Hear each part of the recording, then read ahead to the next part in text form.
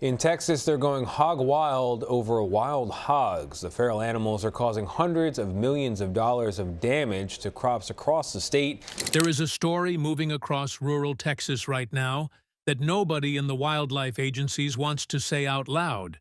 Because once you say it, you have to admit that the most expensive war America has ever waged on an invasive species was being fought in the wrong direction the entire time. The footage is real, but the aftermath is stranger than anyone expected. And the animal solving it was the one we were paying people to kill. To understand what is happening in the brush of Blanco County and the corn rows of Atascosa, we have to go back to 1539, when a Spanish explorer named Hernando de Soto walked off a boat in Florida with around 300 swine. They were not pets. They were a walking pantry, a living food reserve for an army that did not know how long it would be marching. Some of those pigs wandered into the woods. Some were stolen, and some were simply forgotten. And from that moment forward, the American South had pigs in it that did not belong to anyone. This makes you stop and picture that for a moment. A snack list became a crisis list, and not a single person noticed for 400 years. Then, in 1912, a wealthy hunting club imported pure Eurasian wild boar to a place called Hooper Bald in North Carolina. Around 1930, similar imports arrived in the Texas Hill Country. These animals were not domestic pigs gone wild. They were lean, aggressive, and shaped by centuries of European wilderness. When they escaped their enclosures, which they did almost immediately, they began breeding with the descendants of De Soto's snack pigs. The result was a hybrid that should not have worked. Bigger than the wild stock, smarter than the domestic stock, tougher than either parent. Then comes the surprising part that will keep you up tonight. A sow can become sexually mature at 3 to 6 months of age. She can produce more than 1 litter a year.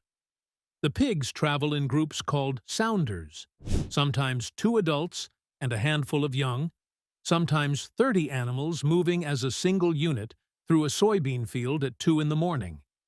The numbers are the part that broke the wildlife agencies. According to the Texas Wildlife Association, you have to remove about 70% of a feral hog population every single year just to keep the numbers from growing. Not to shrink them, just to stop them from doubling.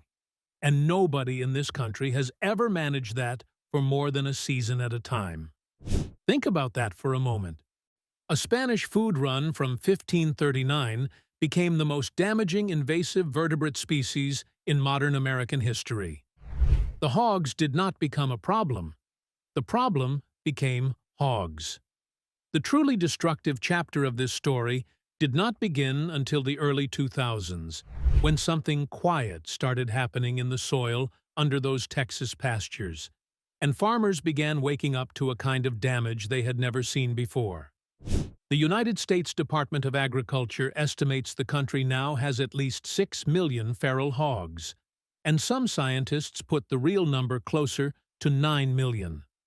Texas alone holds roughly 2.5 to 3 million, spread across 253 of its 254 counties. The only county that has somehow stayed clean is El Paso, sitting out in the dry western corner of the state like the last passenger on a sinking ship. You are not looking at a wildlife issue anymore. You are looking at an occupation. The financial damage is documented. The United States Department of Agriculture's Animal and Plant Health Inspection Service puts annual national damage at approximately $2.5 billion. Texas alone absorbs roughly 500 million of that every year. There is a Georgia farmer named Adam McClendon who runs an 8,000-acre peanut, corn, and cotton operation, and he told the Associated Press that hogs have cost his family more than $100,000 a year for 15 years straight. Hear that one more time before we move on. $100,000 a year for 15 years. on one farm. Now multiply that across the South. And the damage on the surface is bad enough. They tear up corn rows. They flatten sorghum. They wreck the pasture. What gets less coverage is the ecological violence underneath. Feral hogs have hastened the decline of about 300 native plant and animal species in the United States, according to APHIS. They eat sea turtle eggs straight out of nesting beaches. In some undeveloped Florida coastal areas, hogs have destroyed up to 80% of sea turtle nests in a single season. They wipe out bobwhite quail and wild turkey ground nests at rates equivalent to native predators. They foul the breeding ponds of the endangered Houston toad. They root up native milkweed, which is the only plant monarch butterflies can lay their eggs on. You should know, the deed of damage is not a list of crops. It is a list of species we are losing. And on the 24th of November, 2019, the damage finally killed somebody. Her name was Christine Rollins. She was 59 years old, a home health care worker in Anahuac, Texas, and she was attacked by feral hogs in the front yard of an elderly couple she cared for. Chambers County Sheriff Brian Hawthorne confirmed the cause of death as exsanguination due to feral hog assault. He had been in law enforcement for 35 years. When reporters asked him what the scene looked like, he said it was one of the worst things he had ever seen in his entire career. What every wildlife biologist knew that morning, but nobody wanted to say on television, is that this was the first verified fatal feral hog attack on a human being in the United States in roughly 30 years. And they had been telling people the danger was financial.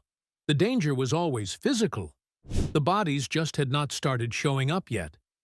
The men and women paid to fix this problem had been throwing every tool they had at it for 2 decades, and almost nothing was working.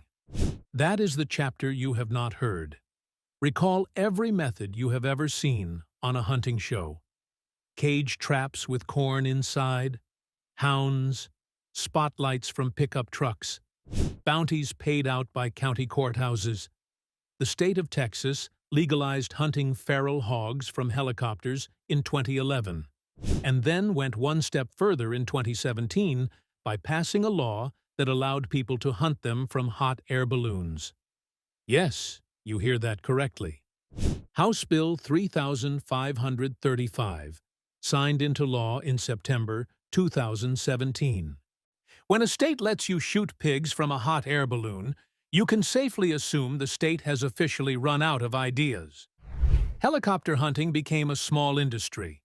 Companies like Helibacon out of Bryan, Helicopter Pig Hunting near San Angelo, and Grassy Knoll Enterprises out of Midland were charging clients between $1,000 and $3,000 an hour, sometimes packaging full hunts at $8,000 or more. They flew over hundreds of thousands of leased acres in West Texas, killing 18 to 40 hogs an hour from the air. The math sounds devastating until you hear what Michael J. Bodenchuk says about it.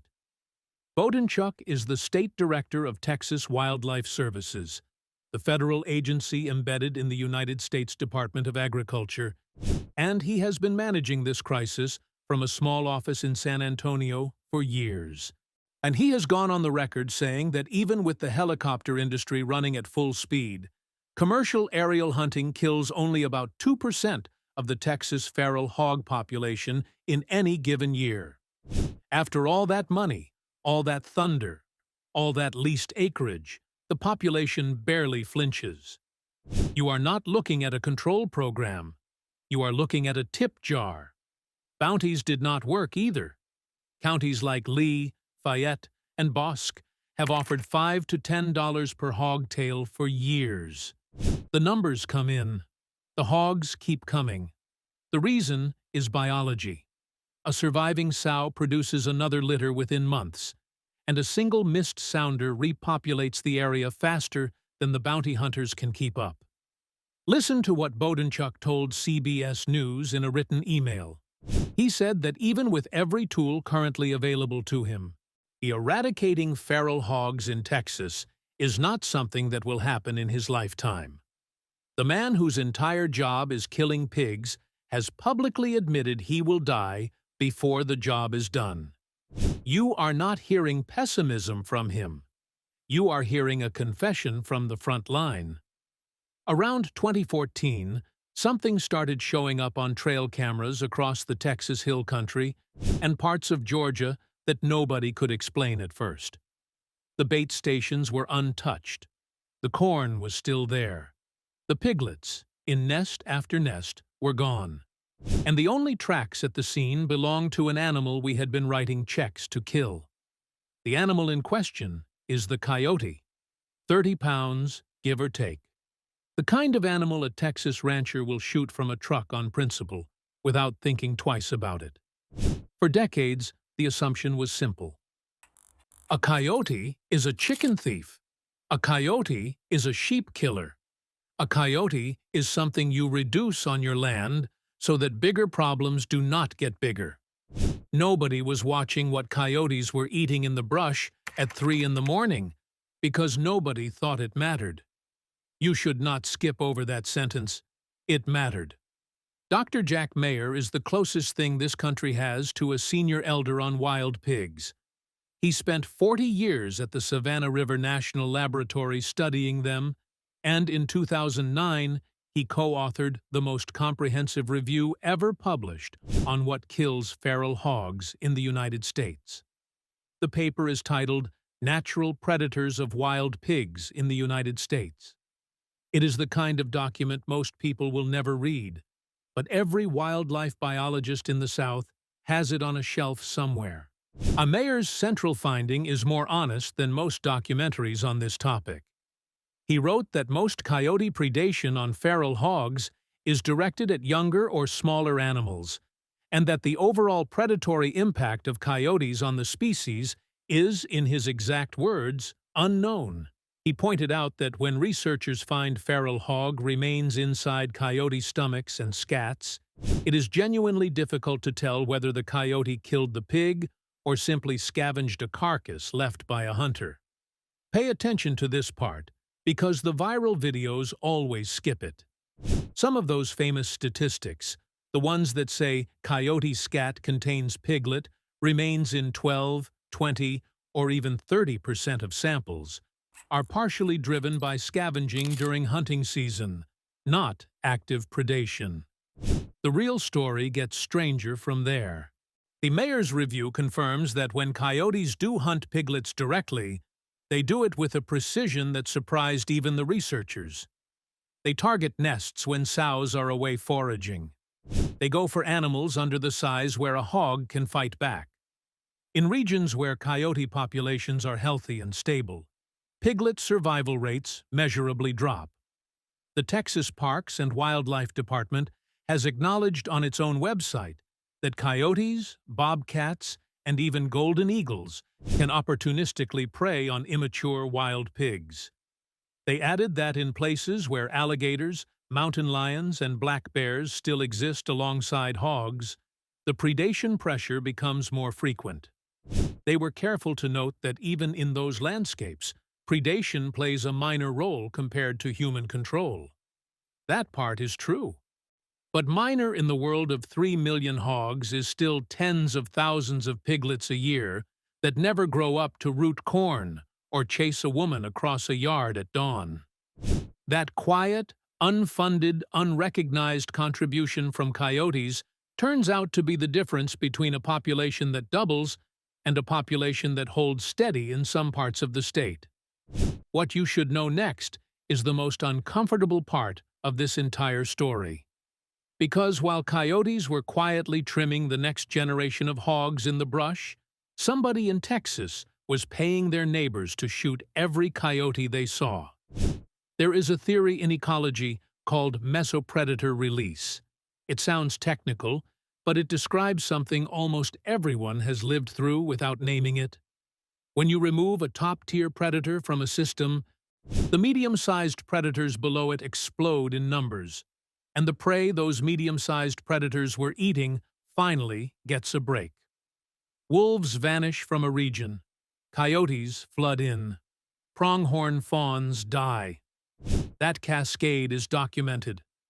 Dr. Joel Berger and Dr. Mary Connor published it in Ecological Applications in 2008, showing that recolonizing wolves reduced coyote pronghorn fawn predation by 34%. Now flip that downward by one rung. Ask yourself what happens when you remove the coyote from a system where feral hogs are the prey. Texas accidentally answered that question for everyone. Across multiple Texas counties, coyote bounties of $5 to $10 per animal have been on the books for years. Hunters bring in ears. Counties pay out cash. The official goal is livestock protection, but the unofficial result is something else entirely.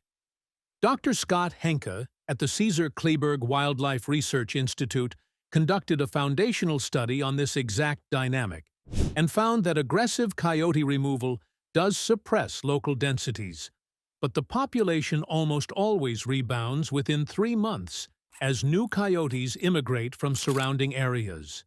You cannot shoot your way to a coyote-free county. You can only briefly destabilize the system.